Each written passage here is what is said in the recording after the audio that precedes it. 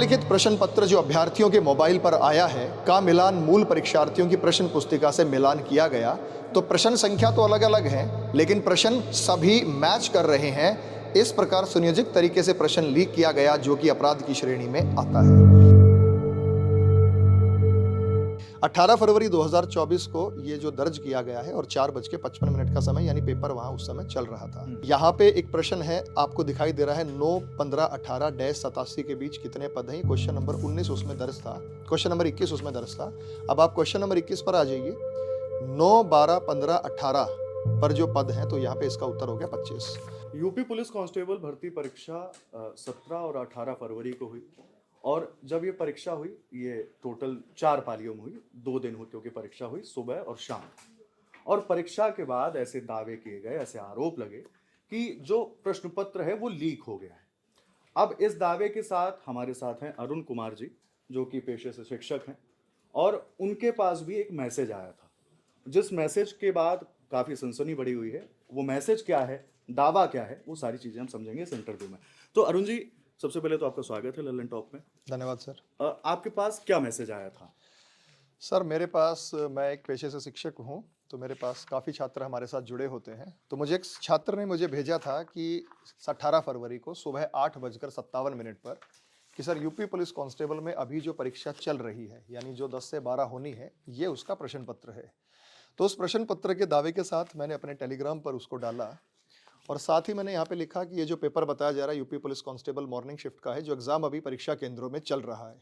ये मुझे किसी छात्र ने भेजा है, लेकिन मैं इस बात की पुष्टि नहीं करता कि ये वही पेपर है जो भी केंद्रों पर चल रहा है, लेकिन इस बात की पुष्टि पेपर होने के बाद पता चलेगी, और पेपर यही निकला तो आप लोगों को न्याय दिलाएंगे। संयोग से ये वाला पेपर मॉर्निंग में नहीं आया, तो मैंने इस बात पे अपोलोजाइज किया कि बेफिक्र रहो, ये वाला पेपर नहीं आया, इसका मतलब पेपर लीक नहीं था।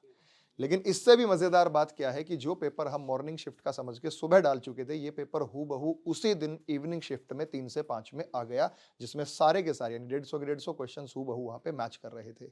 तो ये एक बड़ा चैलेंज था कि जो पेपर होना है शाम को, वो पेपर आ गया मॉर्निंग में। हमने इसकी थोड़ी सी जांच पड़ताल और की, तो आप सर यहाँ पे देखेंगे कागज स्कैनर कोई ऐप है, उससे स्कैन किया गया है। अगर आप उसको रीनेम नहीं करते हैं, तो वो ऑटोमेटिकली कोड जनरेट करता है 2024 02 फरवरी और 16। तो इसका मतलब ये भी तथ्य साक्ष्य हो सकता है कि ये 16 फरवरी को ही आउट किया था जिसने भी ये स्कैन किया है, और हमारे पास से 17 फरवरी मॉर्निंग की सुबह ये पहुंचा है। और ये उसके बाद फिर बच्चों ने इस पे सवाल उठाना शुरू किए। क्योंकि मेरा जो टेलीग्राम चैनल है ये काफ़ी बड़ा, सब्सक्राइब इसमें अच्छे खासे हैं, तो ये बड़े पैमाने पर यहाँ से आउट हुआ। हालांकि मेरे से पास आने से पहले भी बहुत सारे टेलीग्राम ग्रुप्स में ये ऑलरेडी जा चुका था। तो हमने इस समक्ष रखा कि हमारे पास एक प्रूफ बन जाएगा, ताकि जिससे हम प्रशासन को अवगत करा सकते हैं कि इस पेपर में कहीं ना कहीं धांधली हुई है। अच्छा, मेरा अगला सवाल आपसे ये है कि जी इसमें जो दूसरी पाली में जो एग्जाम हुआ, जी। उसमें किस तरह के सवाल थे, और किस तरह का पहले आपको वो जो पेपर आया था वो क्या था, जिसमें आपने सिमिलैरिटी देखी, समानता देखी? सर अगर मैं उसकी बात करूं, तो इसमें आप देखिएगा हूबहू वही सवाल हैं। जैसे यहाँ पे एक प्रश्न है, आपको दिखाई दे रहा है 9, 15, 18-87 के बीच कितने पद हैं। क्वेश्चन नंबर 19 उसमें दर्ज था, क्वेश्चन नंबर 21 उसमें दर्ज था। अब आप क्वेश्चन नंबर 21 पर आ जाइए। 9, 12, 15, 18 पर जो पद हैं, तो यहाँ पे इसका उत्तर हो गया 25। उसके बाद ये 22 क्वेश्चन है, 2 वर्गों का परिमाप। तो उन्होंने क्लियर लिखा 2 वर्गों का परिमाप 52 सेंटीमीटर, इसका उत्तर निकलेगा 48 सेंटीमीटर, जो कि ऑप्शन के अंदर भी है, ये रहा 48 सेंटीमीटर। 23 क्वेश्चन है, एक आदमी 9 किलोमीटर प्रति घंटे की गति से चलते हुए, तो उन्होंने 23 क्वेश्चन यहाँ पे दिया, 9 दिन में 9 किलो चलते हुए, तो इसका आंसर आएगा 2250। 2250 आपको यहाँ पे एक विकल्प में दिखाई भी दे रहा है, ऑप्शन नंबर सी। ये प्रश्न नंबर 24 है, जो एक डायग्राम का प्रश्न है, मैथमेटिक्स में डाटा का प्रश्न है। तो यहाँ पे 91 से 95 में जब आप यहाँ देखेंगे, तो क्वेश्चन नंबर 24 है, और क्वेश्चन नंबर 24 में यहाँ पे आ गया 5 महीनों के दौरान 5 कंपनियां 64.71% का यहाँ पे शेयर दर्ज करेंगी। ये रहा सर 64.71%। तो इस प्रकार से मैं सीक्वेंस वाइज आपको बहुत सारी चीजें दिखा सकता हूँ, और प्रश्न भी हमारे पास हैं। आप कहोगे तो हम इसे स्क्रीन पर दिखा देंगे। क्वेश्चन नंबर 25 है, ये 26 है, यानी ये इस शीट के अनुसार है। जो शीट हमारे पास है, इसी में जो क्वेश्चन नंबर 25 और क्वेश्चन नंबर 26 दिया गया है, वो इसी के अंदर मौजूद है। जैसे क्वेश्चन नंबर 25 में ये मार्च, अप्रैल, मई में मिलाकर कंपनी ए, तो ये रहा क्वेश्चन नंबर 25 का उत्तर, ये रहा क्वेश्चन नंबर 26 का उत्तर, ये रहा क्वेश्चन नंबर 27 का उत्तर। और आप इसको ध्यान से देखेंगे तो इसको ब्लू पेन से और इसको जो है रेड पेन से लिखा गया है। जब भी कोई पेपर अमूमन आउट होता है, तो किसी के पास इतनी फुर्सत नहीं होती कि वो उसको आराम से लिख ले। तो कहीं ना कहीं ये था कि जब ये पेपर आउट हुआ, तो उनके पास भरपूर समय था, और इसको बहुत तरीके से और सलीके से लिखा गया है।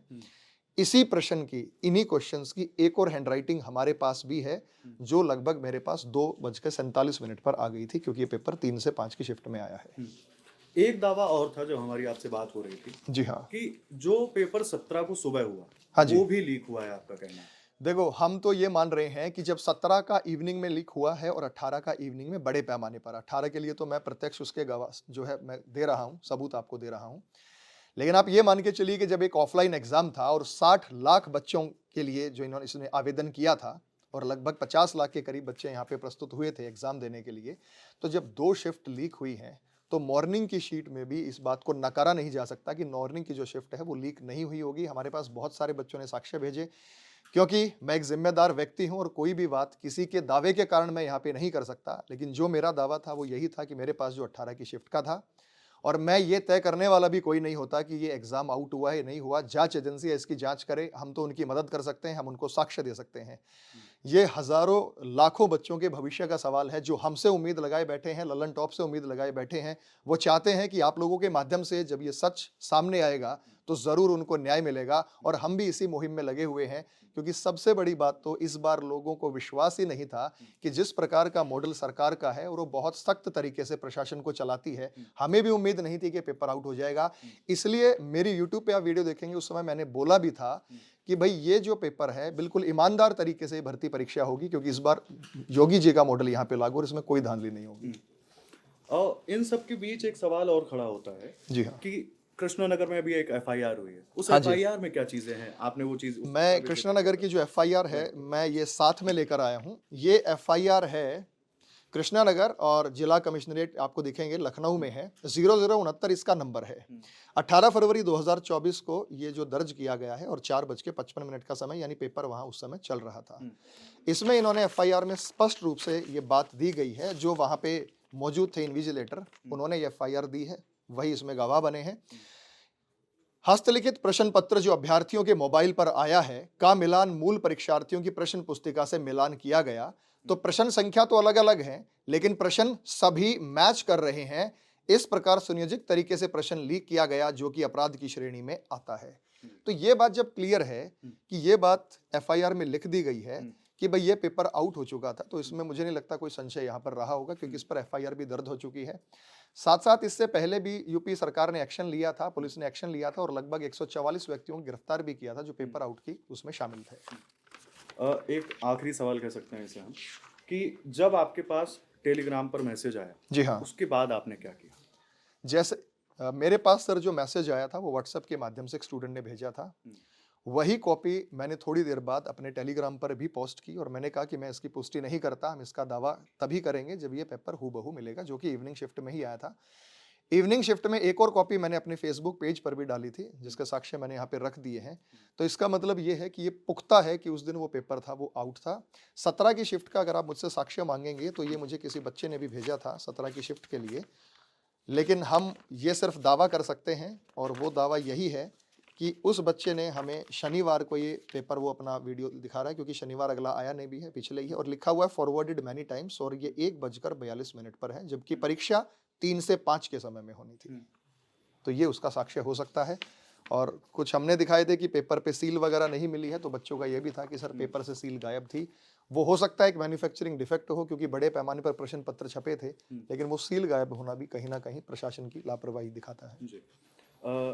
एक चीज ये कि जब आपके पास टेलीग्राम पर मैसेज है, जैसे कि मैंने इस एफआईआर में देखा, जी हाँ, कि जब एक व्यक्ति ने ये चीज देखी कि हमारे पास इस तरह का पेपर आया, तो क्या आपने प्रशासन से या पुलिस से संपर्क किया कि इसकी एफआईआर करनी देखिए सर, बहुत बड़े पैमाने पे ये एग्जाम होना था और मैं इसमें प्रशासन को उस समय इसलिए नहीं शामिल करना चाहता था क्योंकि हम ही उस चीज में फाइनल नहीं थे।